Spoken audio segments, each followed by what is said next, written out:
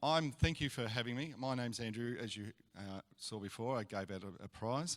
But I think God's got a real sense of humour, because I originally had an idea for Bite Talk, and then I really didn't know why I had that idea.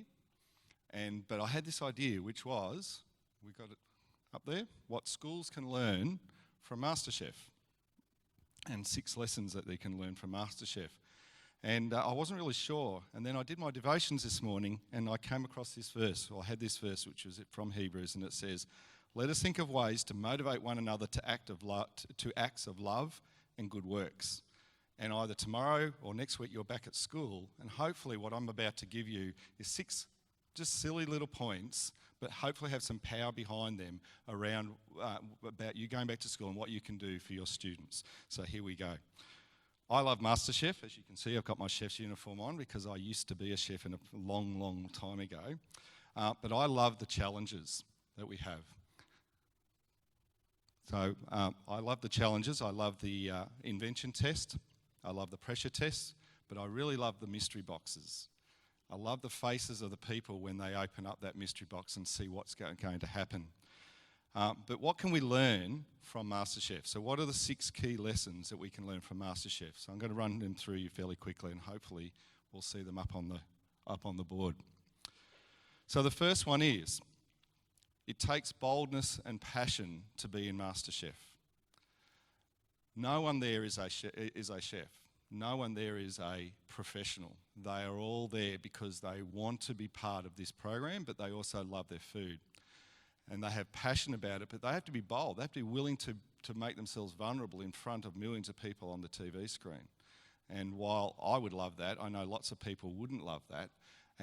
But they have to be bold. And when we go into our classrooms, we have to be bold. But we also have to have passion. We have to be bold to do what we need to do, to teach what we need to do, to give the lessons that God has given us to give to them, whether it's through the curriculum or other areas. But we also have to have passion. And if we don't have that passion, well, quite honestly, I don't think we should be in the classroom. But we need to have that. And we can see that from those guys up there. You watch it, watching it yesterday when they were in the US, there's a real passion for what they do. Second point is that you have to succeed. You won't succeed without good planning.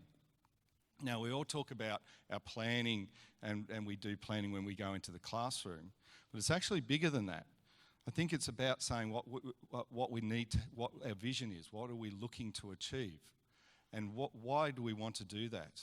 And part of that is having what Stephen Covey famously says, beginning with the end in mind, knowing where we want to get to. And if you look at that picture there, they always in MasterChef, when they do their group challenges, they go and they write it down, they plan it out, they map it out, they draw it, they have an idea of what they want. It's not necessarily what they end up with, but it is what they actually aim for in the first place. Third point, we all face pressure tests. Now, my wife's going to bag me out for putting that picture up, because despite the fact of what we had conversations about, I was a big fan of Billy last year because she was a good cook, not because she was pretty. Yeah, thanks, Sam. But the point is that Billy won that, but she still had to go through a pressure test. She still had to go through an elimination test to be able to get to where she wanted to go. And we often face pressure tests. And we have to make a choice then. We can actually push through it, or we can actually give up. I know it's hard because even though I haven't been in the classroom for a while, I know it's hard in that classroom. And sometimes we just want to walk out.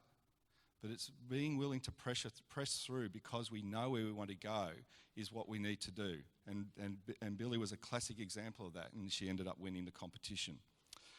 The next one is a really interesting one, the importance of the staple. When they do, the MasterChef contestants do a challenge, they get their ingredients, particularly in the mystery box, but they also get a basic set of staple ingredients. Sometimes I think in education, we get so caught up in the fancy, in the programs, in the next big thing, that we forget that we also need to keep working on and accessing the basics. For me, and my agenda is very much that's about having your common language of practice, understanding what effective teaching does look like and being able to do that. So it's actually going back to and accessing and using some of those basics, those staples that are part of the process as well. Number 5, process is important.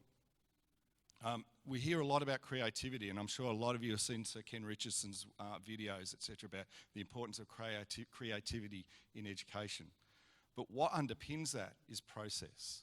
What underpins that is the key basic plain things we need to do, the processes, the planning, the implementation, the review, the evaluation, etc. Having those processes in place that allows creativity to have the impact that it does. And so we need to make sure that we always follow the process. And you'll notice that that's a shot from the pressure test, which is the elimination test, and traditionally they get given a recipe, often with 60 or 70 steps. And if they don't follow it, they don't succeed. If they do follow it, they do succeed, generally speaking.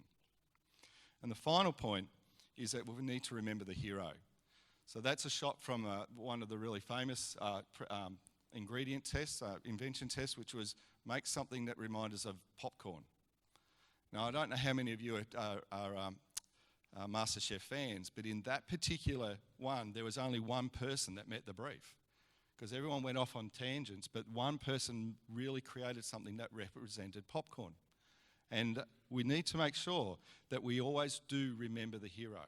And in our case, we have 2 heroes in the context that we work. The first one is our God and Saviour, that we need to make sure that we are always doing it for him. But the second element is that we need to always remember that we're doing it for the kids too. We do what we do so that the students can be the best that they can be in their future. And I think that's something really important. So there's the 6 steps. I've got 3 seconds left, which works out good, because here's my final point before I go. Don't dress like Matt Preston. Thank you.